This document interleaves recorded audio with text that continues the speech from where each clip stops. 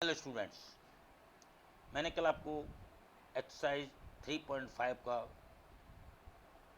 Second question बताया था और थर्ड क्वेश्चन होमवर्क करने के लिए दिया था। मुझे उम्मीद है कि आपने कर लिया होगा। आज फोर्थ क्वेश्चन के 4-5 पार्ट हैं, वो आपको मैंने फर्स्ट पार्ट आपको बताऊंगा। सेम वैसे ही क्वेश्चन है, आप आसानी से कर सकते हैं, बस एक क्वेश्चन बनाना ज़रूरी है।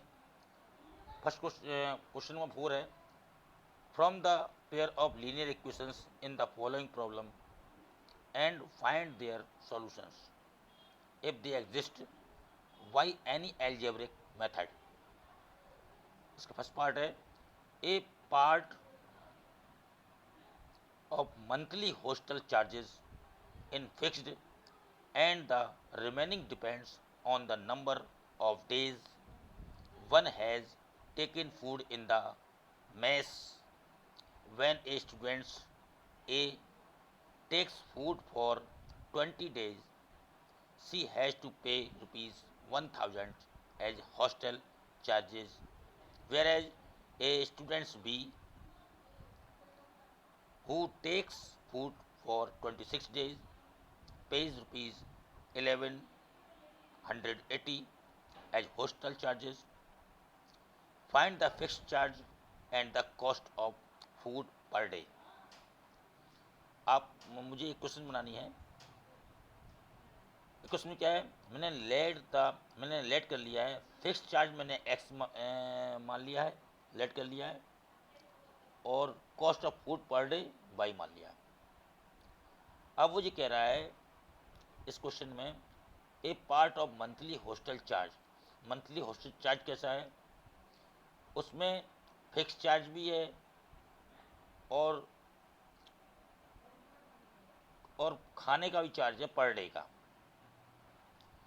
अब देखिएगा, उसमें ये कहा है कि एक व्यक्ति है, एक स्टूडेंट्स है ए नाम का, वो 20 डेज उस हॉस्टल में रहता है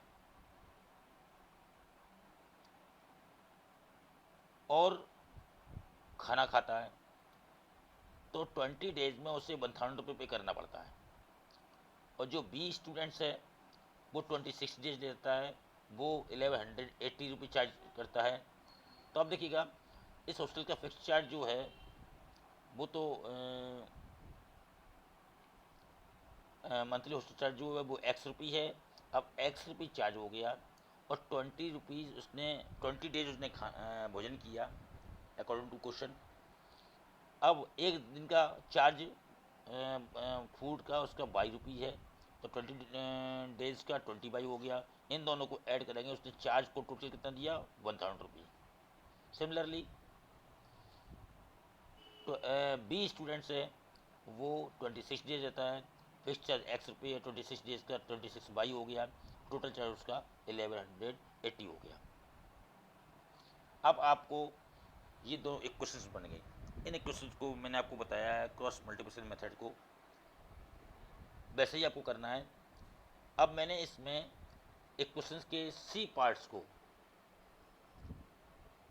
इसको मैं इस तरफ लेके नहीं आया हूँ, नहीं आया हूँ।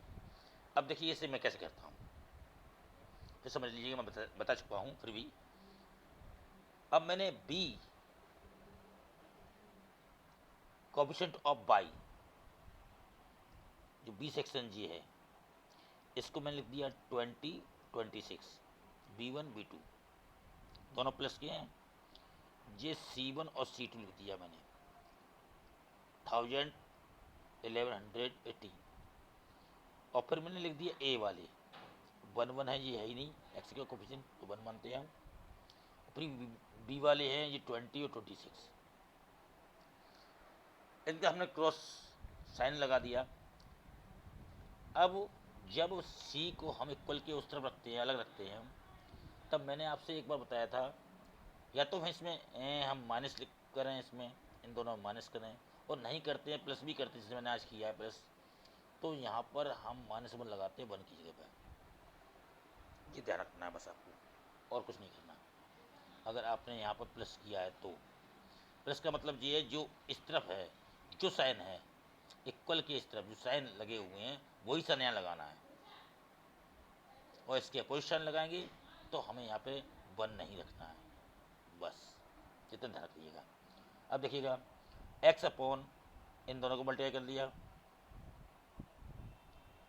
माइनस इन दोनों को मल्टीप्लाई कर लिया, ये हो गया। y अपॉन इन दोनों को मल्टीप्लाई कर लिया, माइनस इन दोनों को मल्टीप्लाई कर लिया, -1 अपॉन इन दोनों को मल्टीप्लाई किया, इन दोनों को मल्टीप्लाई किया, यानी कि ऊपर से नीचे। पहले चलते हैं, ये मैंने ये सॉल्व लिख दिया, मैंने सॉल्व किया तो ये हो गया ये पूरा x upon 23,600 minus 26,000 is equal to y upon 1000 minus 1180 is equal to -1 upon 26 minus 20। अब देखिएगा इसको मैंने ये आ गया x अपॉन माइनस 3600 ये आ गया, और equal to y upon minus 180 equal to -1 upon 6। ये सॉल्व करने पर आंसर आ गया। अब मैंने इसको और इसको लिया, देखिएगा ये लिया मैंने, तो माइनस माइनस कैंसिल कर दिए, और 3600 को उस तरफ ले गए तो ये हो गया इतना, तो x इक्वल टू 600 हो गया। अब देखिएगा अब मैंने इसको और इसको लिया, ये यहाँ पर, अब माइनस माइनस कैंसिल कर दिए, 180 को उस तरफ ले गए हम, तो ये हो गया 180 अपॉन 6, तो y is equal to 30 rupees, यानी कि जो फिक्स चार्ज है वो 600 हुआ, और जो cost of food per day है y वो हो गया 30 rupees. This is equal answer. अब ऐसे ही नेक्स्ट क्वेश्चन हम करेंगे। नेक्स्ट क्वेश्चन में a fractions become 1/3 when 1 is subtracted from the numerator and it becomes 1/4 when 8 is added to its denominator. Find the fraction. अब मुझे जो भी क्वेश्चन करने हैं थ्योरेटिकल वाले, तो मुझे पहले एक क्वेश्चन फाइंड करनी है, उसके बाद हम करेंगे। तो लेट न्यूमरेटर मैंने x मान लिया, डिनोमिनेटर हमने लेट कर लिया y। अकॉर्डिंग टू क्वेश्चन वो फ्रैक्शन हो गया x upon y। According to question x upon y था, इस x अपॉन y फ्रैक्शन में अगर न्यूमरेटर में 1 ऐड कर दिया जाए, न्यूमरेटर में मैंने 1 ऐड कर दिया, वो माइनस कर दिया, सब्ट्रैक्ट कर दिया जाए, माइनस कर दिया, तो उसमें लिखा हुआ 1/3 फ्रैक्शन हो जाता है। 1/3 कर दिया मैंने जी फ्रैक्शन में, केवल x अपॉन y में न्यूमरेटर में 1 माइनस कर दिया, तो फ्रैक्शन 1/3 हो गया। अब देखिएगा इसको क्रॉस मल्टीप्लिकेशन करके इसके क्वेश्चन बना लेते हैं। 3 का x माइनस 1 में मल्टीप्लाई किया, इसका इसमें किया, इसका इसमें किया, जो हो गया 3x minus 3 equal to y, y को एक तरफ लेके 3 को एक तरफ ले आए, 3x minus y equal to 3। Question first.